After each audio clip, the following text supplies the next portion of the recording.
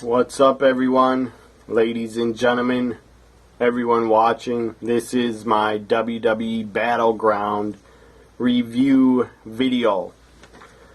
Battleground was Sunday night, I think it's July 19th.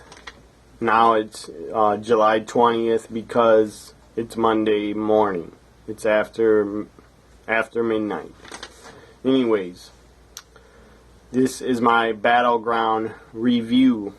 Before this, I did my Battleground predictions, and I was pretty good at my predictions. A lot of them came true. Well, first match I'll talk about is that was on the kickoff show for the King of the Ring crown. It was King Barrett versus King R-Truth. I picked R-Truth. I predicted R-Truth would win. That did not happen. I am glad King Barrett won. Good for him. Maybe this will start out a push and they'll start giving Wade Barrett a push. Who the hell knows? Anyways, King Barrett wins and keeps the King of the Ring crown because he won it. Of course, he should keep it. If he would have lost it, that would have been really bad for him. Then him winning it would have meant nothing. So King Barrett wins. Good for him. Up next, I believe it was the first match of the pay-per-view of the whatever they're calling it. They don't call it pay-per-view anymore. It's called special event. I like calling it pay-per-views. I'll just call it the Battleground pay-per-view because it's still on pay-per-view somewhere, probably on a satellite. Some company, Time Warner Cable, probably has it on pay-per-view still. Even if you don't have the WWE Network, you can still get their shows on pay-per-view, but it's not a good deal. Definitely don't order a pay-per-view over the WWE Network. That'd be very stupid of you. Anyways, the first match was the Rooster, the Mr. Money in the Bank, Sheamus, against Randy Orton, the Viper, to kick off Battleground. This was in St. Louis, Randy Orton's hometown. He was a hometown boy. He got cheered. The crowd loved him. Of course they love him because he's from St. Louis, Missouri. Very good thing. I was very happy that Randy Orton won and defeated the Rooster, Sheamus. In 5 years, I don't even think Sheamus will be in WWE anymore. That's how much he sucks. In my opinion, he won't be there anymore. Randy Orton wins. And it's always a good night anytime Sheamus does not cash in his Money in the Bank. It is always a good night when Sheamus loses a match, especially on a pay-per-view event. So I'm very glad Sheamus lost. Randy Orton hit a RKO out of nowhere. 1, 2, 3. Randy Orton wins, and it was awesome. It was an okay match. Wasn't the best match on the show. Up next, I'm going to talk about the tag team title match. Primetime Players defending the tag team titles against the challengers of the New Day. I believe it was Kofi and Big E again representing the New Day. And the Primetime Players, I predicted Randy Orton would win. He did. And I predicted the Primetime Players would retain and win, and they did. So I'm very happy about that. I'm a big fan of the Primetime Players. They deserve a long run as tag team champions, I believe. A good tag match. It wasn't very long, but it was still good. As I said, Primetime Players still your WWE Tag Team Champions of the world. Up next, Bray Wyatt versus Roman Reigns. This match was hard hitting. It was really physical, and it was pretty good. I predicted earlier Bray Wyatt would defeat Roman Reigns, and I was right. And I was happy to see Bray Wyatt win and go over on Roman Reigns. I was happy about that. Luke Harper from the outside of the ring attacked Roman Reigns. He had a hoodie on. Super kicked Roman Reigns and basically cost him the victory against Bray Wyatt. But it was good to see Bray Wyatt get a pay-per-view victory. And we'll probably see Roman Reigns and Dean Ambrose team up at SummerSlam to take on Luke Harper and Bray Wyatt. That's my guess. That's what's probably going to happen with Roman and Bray. I'm sure they'll work together again at SummerSlam, but it'll probably be a tag team match. Throw Dean Ambrose in there and throw in Luke Harper, and it'll probably even be a street fight or Texas Tornado tag team match or no rules, no DQ tag team match. Probably will be something like that at SummerSlam. Up next was Kevin Owens, or I think Kevin Owens Cena was after the Divas title match. Not title match, but Divas triple threat match. Because there was no Intercontinental title match, Ryback is injured. Who the hell knows when he's coming back? He probably won't be back for 3 weeks or longer. I don't know if they're going to strip him of the Intercontinental title. Should they strip him? Probably, but I don't think they will. So Ryback is injured and he was not on Battleground. So you had an extra spot for another match for some other people to get some work in and be put on the Battleground pay-per-view show. So I was very glad that it wasn't another guys match. I'm glad it was a Divas match.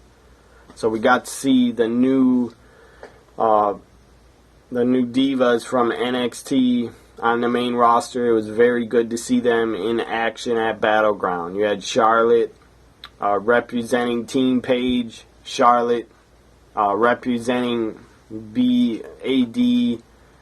I forget what it stands for. Bad and Beautiful or something. Team Naomi and Sasha Banks and Tamina. Sasha Banks was representing their team. And then Team Bella, Nikki Bella got in there, kept holding her title up in the air, which was annoying, showing it off like she's the greatest women's wrestler of all time and the greatest champion of all time. She's not, but whatever. She's a heel, and she's good at pissing people off, and she's good at having people not like her, because a lot of people I know do not like Nikki Bella as champion at all.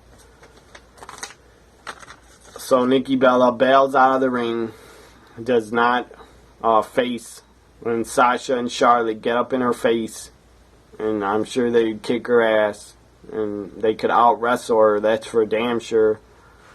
Now, Nikki bails out of the ring and does not want to compete on Battleground. She should have been forced to compete by Stephanie McMahon. Could have came out and said, Nikki Bella, you are the champion, you want competition, get in the ring and wrestle Charlotte and Sasha. But that didn't happen. So Nikki whispers in Brie Bella's ear, her sister's ear, and Brie Bella gets in the ring and takes Nikki's spot and represents Team Bella. So it's Brie Bella, Sasha, and Charlotte. Very good triple threat match. Very good Divas match. Pretty damn good Divas match for being on a pay-per-view. All the other pay-per-views before Battleground, all the other Diva matches were not very good. They were okay. I'm not saying they were bad. But this match, this triple threat Divas match at Battleground had a different feel. You had new blood in there, in Charlotte and Sasha. I don't know why I could not say Sasha. Sasha Banks. Anyways, you had new blood in there from NXT. New divas added, brought up to the main roster in Becky, Charlotte, and Sasha. Those are the new divas brought up to the main roster from NXT. And during the match, you had NXT chants. You had Sasha Banks chants. You also had, when Brie Bella was in control of the match, you even had people yelling, "We want Becky, we want Becky." They wanted Becky Lynch in the match and not Brie Bella. And that I felt bad for Brie. Hearing that I'm sure would not feel good to be in the ring wrestling, and then you hear the crowd yelling and chanting they want someone else in the match. And it would have been better, would have been a much better match if they would have just had Charlotte versus Sasha versus Becky, but that did not happen. Obviously, Becky and Charlotte are not going to be in a triple threat against each other because they're on the same team with Paige. They're in an alliance with Paige. But it would have been a better match if Brie Bella was not in there. That's for damn sure. But Brie Bella, a lot of people on Twitter were tweeting me and just hating on Brie Bella for no damn reason. It's stupid. I don't get it. I mean, you don't just hate on her just because she's a Bella, just because she's Nikki's sister. I don't get it. And I'm not saying Brie is a great wrestler. She is not. But she's okay. She's not awful. She's damn sure better than Eva Marie.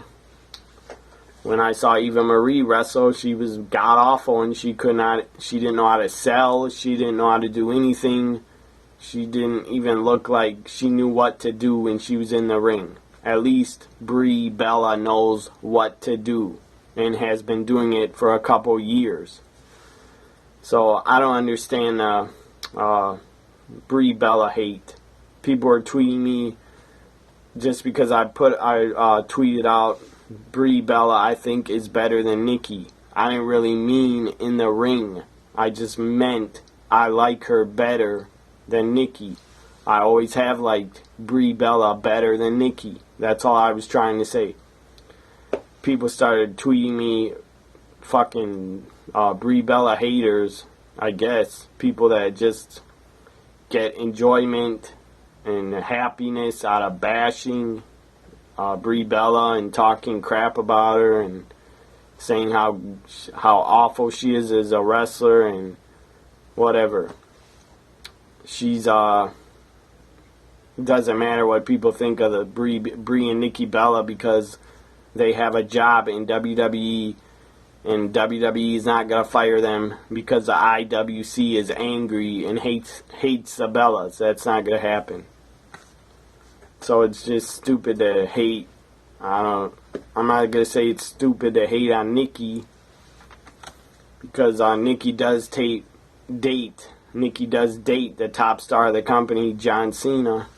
And you can say John Cena is no longer the top star of the company because he's not the world heavyweight champion, but he still is.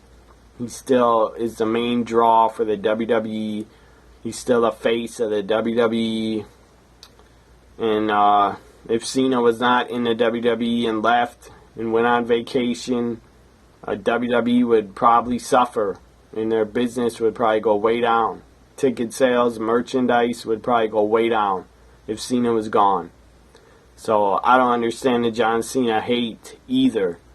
The guy's been putting on great matches with Kevin Owens and Cesaro, even Rusev. He worked well with Rusev before WrestleMania and during WrestleMania. So I respect Cena. I don't hate the guy at all. I respect him for everything he's done for the company. I don't hate Nikki Bella. I don't like her. I'll admit that. I do not like her as champion, but I do not hate her. The only person I can say that I hate with a passion is Sheamus. Anyways, who cares who I hate and who I like? I'm just saying, during Battleground, please don't tweet me how much Brie Bella sucks, and just don't tweet me that crap, because I don't care what you think. And if you think she sucks, that's fine, but I don't want to hear it, because I don't care what you think about Brie Bella. I think she's a decent wrestler. I'm not saying she's good or great, but she's decent. She's not bad. And coming into this Divas triple threat, Nikki Bella held the title for 238 days. It's Monday, so now Nikki Bella has been champion for 239 days. It's obvious she's going to beat AJ's record, and everybody knows it, because that's what WWE is doing, and they want her, I'm sure they want her to break AJ's record to stick it up AJ Lee's ass, even though she retired. I'm sure WWE was pissed that she retired, so they want to get back at her, even though she's not there and has not been there since WrestleMania. But WWE does stupid shit like that a lot, trying to get back at people when they leave. This piece of paper, anyways. Nikki's been champion 239 days now. Everybody knows she's going to break the record. Let's move on. During the Divas triple threat, couple spots, moves, whatever you want to call it, I want to talk about that I thought were really awesome. You had Brie Bella do a flying drop kick off the top rope to both Charlotte and Sasha. That was a great move that Brie Bella pulled off. That's not easy. If you're not a wrestler, you try to go up to the top rope and do a flying drop kick. I'm sure you wouldn't. I'm sure it'd scare the shit out of you being up there standing on the top rope. So that does take some skills. What Brie Bella did, that flying drop kick, it was pretty impressive off the top. And then you had Sasha Banks dive to the outside of the ring and take out Paige and Becky Lynch and Brie Bella. She took them all out on the floor. And then Charlotte did the same thing. She dove out of the ring, or she dove over the top rope and took out Tamina and Naomi and Sasha. So those are great spots in the Divas triple threat. It was a good match. It could have been better, but it was very good. It was a very good Divas match to kick off the Divas Revolution. If they really push them hard, we will get better and better matches on WWE pay-per-views. That is for damn sure. If they continue to let them show their true talents. Sasha, super talented. Charlotte is super talented. Both are great wrestlers. They both have the it factor, and they both are going to be huge stars in the WWE. They already are huge stars. Charlotte is a former NXT Women's Champ, and Charlotte is the current NXT Women's Champ. So they're already big stars. And Becky Lynch also super talented. She is great, and I'm sure will be a future champion in the WWE. So I really enjoyed the Divas triple threat.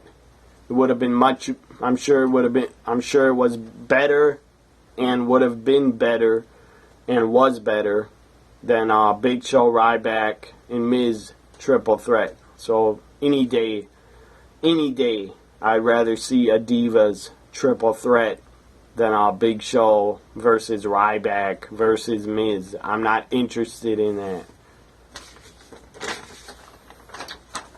So, Charlotte wins, by the way. Charlotte wins by the figure 8. Her submission hold, tribute to her father, Ric Flair. Figure 4, but she does a handstand, and they call it a figure 8. Charlotte gets the win. As I said, it was a good match. Up next was U.S. title on the line. John Cena defending against Kevin Owens. Match number 3 of their series of matches on pay-per-view. This was their 3rd match on pay-per-view. And this time, the U.S. title was on the line. And it was a good match. Very good match. Cena and Owens work really well together. And I'm sure if they have a 4th match at SummerSlam, or if Cesaro is added to the match to make it a triple threat at SummerSlam for the U.S. title, they could even add Rusev, and it could become a fatal 4-way at SummerSlam for the U.S. title. Whoever is added to the match at SummerSlam for the U.S. title, I'm sure it will be good. But Cena and Owens work really well together. It was great to watch. And I knew it. I knew it would happen. John Cena, Super Cena, as I call him. John Cena wins and retains a United States title. I knew it would happen, everybody. A few people on Twitter actually tweeted me that they were pissed off and angry that John Cena won. That John Cena went over and won the match. I wasn't angry because I expected it and I knew it would happen, because they're going to work again at SummerSlam, I'm sure. And I'm sure Kevin Owens at SummerSlam, hopefully Kevin Owens wins the U.S. title at SummerSlam. But I wasn't angry because I knew Super Cena would pull out a victory again. He always does. And I knew he'd go over on Battleground. So John Cena wins. I predicted it, and I said in my prediction video that John Cena would win, and he did. Main event was it was pretty good, but the end, when the lights went out and the bell went off, Taker's bell went off, the lights went out, everybody knew it was the Undertaker and he was coming out. Lights come back on. And it's Undertaker standing in the ring, staring a hole through Brock Lesnar, staring at him like he's going to kick his fucking ass. Undertaker staring him down, and then he tried to chokeslam Brock. Brock breaks out of it, counters, picks him up, F5. Taker breaks out of the F5, lands on his feet behind him, picks him up, chokeslams him. Or no, he did not chokeslam him. He countered the F5 and kicked Brock, kicked him in the balls. Low blow, really drilled him, really looked like really hard. Taker kicked Brock right in between the legs, really hard.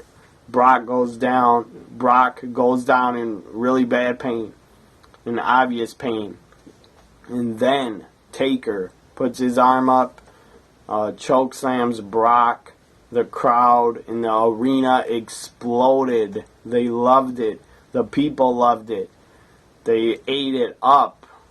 It was a great, great way to end Battleground. Pay-per-view, very good. It was done so well. You had Brock hit a F5 on Rollins, and he was about to win the title. He was about to win the title back, but the lights go out. And the crowd went nuts. And the Undertaker's gong, his bell went off. Whatever you want to call it. His gong went off. Taker standing in the ring. The crowd exploded. It was great to watch. It was great to hear the crowd go wild. And it was great to see the Undertaker back. It was especially great to see him back before WrestleMania 32, because I did not think that the Undertaker at all would be working SummerSlam in 2015. I did not think he would work the entire year. I didn't think Undertaker would even return until before WrestleMania 32, but he has, and I'm really glad that he has returned. It's great to see him. He's a legend. and he's a huge star. He brings a lot of star power to the WWE. A lot of people are going to want to watch SummerSlam and buy it on pay-per-view and buy the network. Obviously, I guess WWE, it's pretty obvious they're putting the Undertaker on SummerSlam to get people to subscribe to the WWE network. It's obvious, and it's a smart move to do. And I also read rumors before the pay-per-view. I wish I wouldn't have, but I did. I read a rumor that Taker was going to possibly show up on Battleground, and it came true. He did.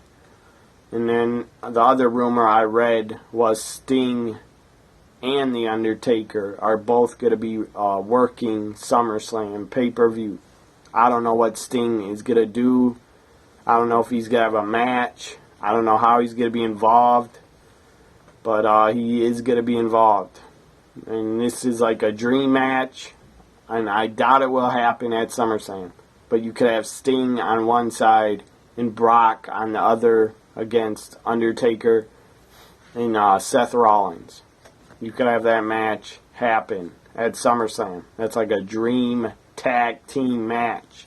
But it's not going to happen. I doubt it. I'm sure you have Undertaker versus Brock at SummerSlam. And who knows, maybe Sting will challenge Seth Rollins for the World Heavyweight Championship. Who knows? I don't know. I'm looking forward to Sting coming back, and I'm looking forward to Raw tonight to see what The Undertaker does on Raw. And hopefully maybe Sting will also return on Raw. Who knows? That'd be epic Raw. To have both The Undertaker on Raw and Sting. That'd be great. Anyways, Rollins and Lesnar match. It was good, as I said. You had Brock hit over 10, either like 10 or 12. Could have been more, 10 or 13 German suplexes. He took Rollins, he took him down the highway. And he brought him into Suplex City, and he suplexed his ass all over the ring. Rollins looked dead, and when he hit that F5, Rollins did not look like he was going to kick out at all, and Undertaker saved him. Basically, Undertaker screwed Brock Lesnar to get his revenge for losing at WrestleMania 30, losing the streak to Brock. It was a great, great way to bring The Undertaker back, to have him attack Brock Lesnar and get his revenge. That was a great, great finish. As I said, awesome finish to Battleground pay-per-view. I really enjoyed it. Hope you enjoyed Battleground as well. From 1 to 10, I'd give it 8 or 9. It was a good pay-per-view. Really, Cena was great. Divas Triple Threat was pretty damn good. And seeing Undertaker return was awesome. So I give it an 8. Hope you enjoyed this Battleground review video on Battleground 2015. This was my review of Battleground. Enjoy Monday Night Raw. I'll be on Twitter at TNAWW Guy if you want to tweet me during Raw. Bye for now, everybody. Have a good Monday, and have a good Monday night.